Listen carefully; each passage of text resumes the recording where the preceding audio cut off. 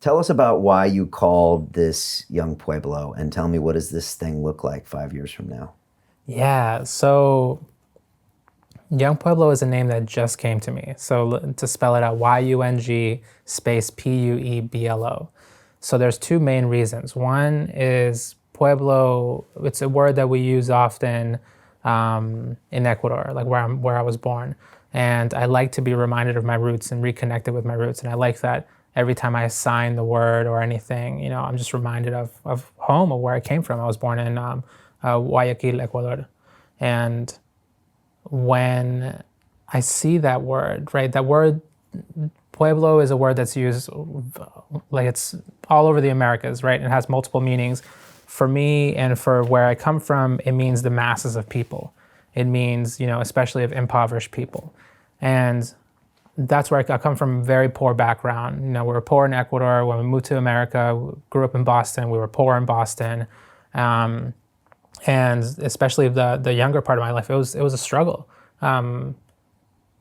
So remembering that, to me, is really important, is understanding that a lot of people, like, though I may not be struggling in that way anymore, a lot of people live that, and having that external pressure of poverty not only creates so many mental health issues, but it pushes against the individual, it pushes against the family, and it's quite a traumatizing experience. But I like to be reminded of that. And when I started meditating, it hit me that not only am I maturing, but the whole world is really maturing. This feels like a very special time in human history. And it reminds me of those moments when, think back to when we first started going to school, right? And you had your first teachers. And what were they trying to teach you? Just the most basic things.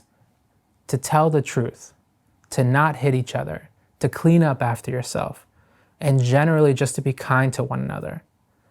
These are fundamental things that some of us may be able to do those things as individuals, but if you examine us collectively, as a human collective, we don't know how to do those things at all.